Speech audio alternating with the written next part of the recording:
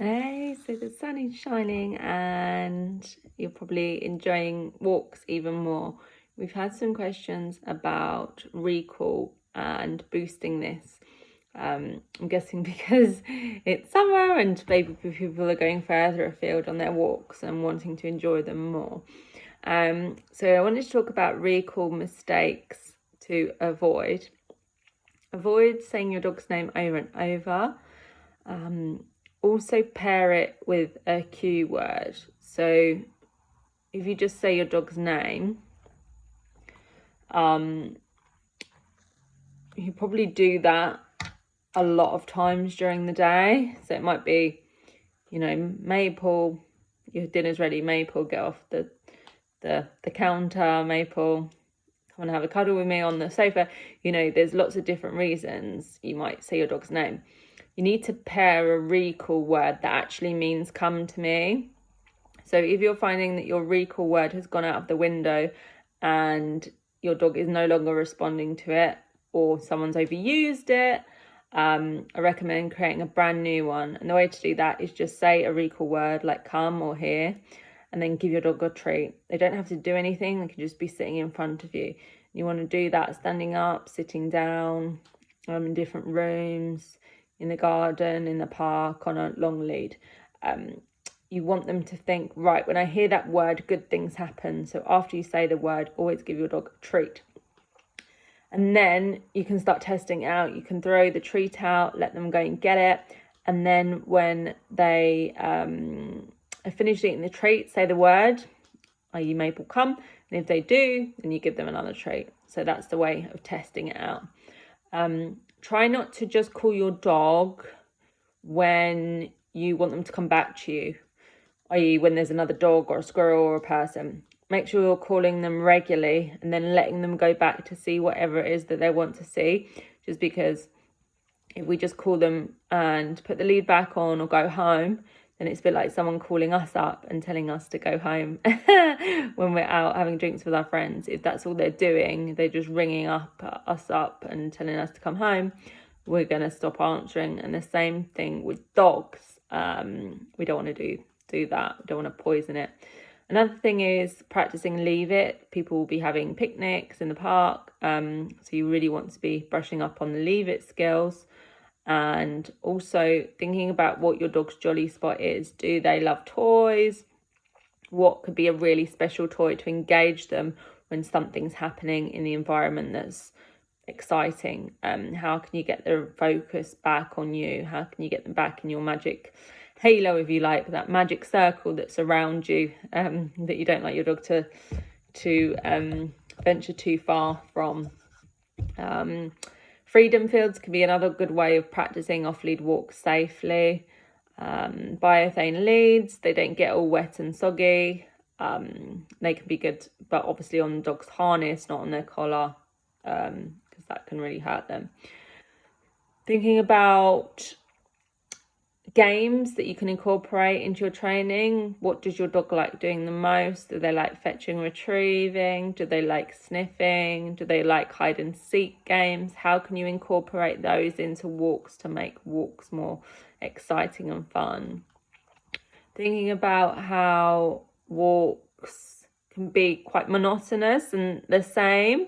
If we're always going to the same places and we're always taking the same route, i.e. loops of Clarence Park each and every time, it can become quite boring for our dogs, and it doesn't keep them on their toes because they always know where we are.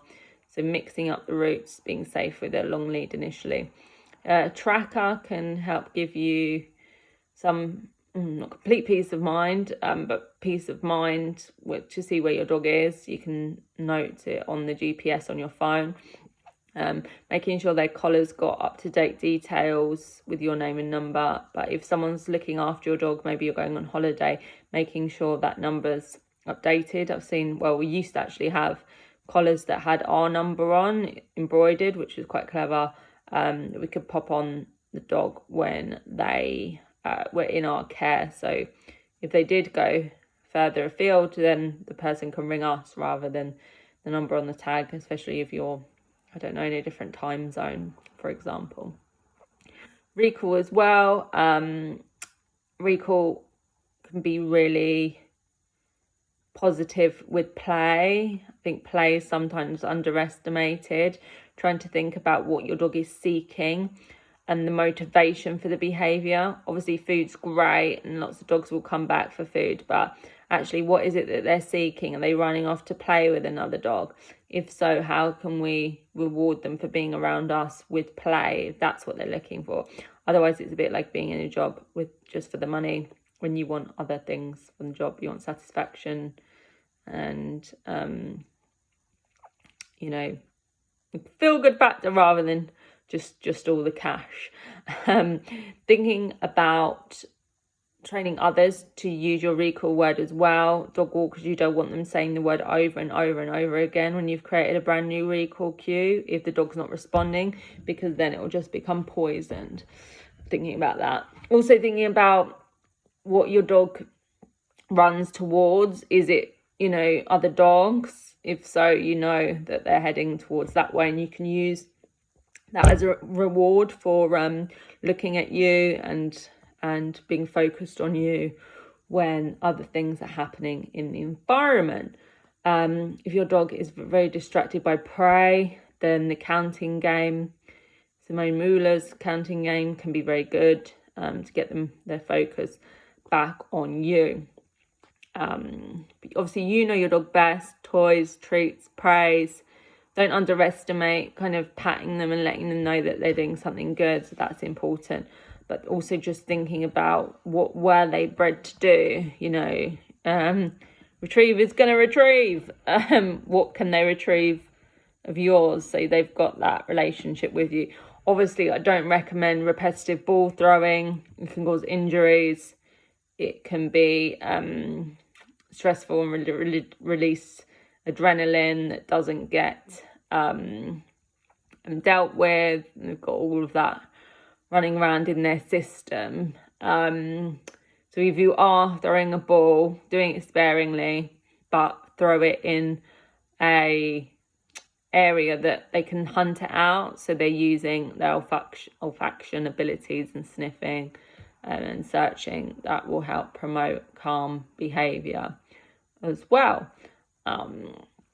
Also considering the treats you're using. Are you just using their kibble?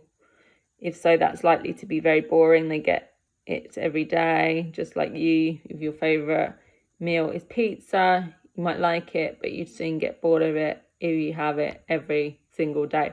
I appreciate weight gain is a massive welfare problem in our pets. Can feed them too much. You know, we think we're being kind. Actually, it's a really distorted bond. So making sure, you know, you're breaking those treats up into tiny, tiny, tiny little pieces. They don't need a lot. Yeah, really consider that. So if you have more questions, then please let me know.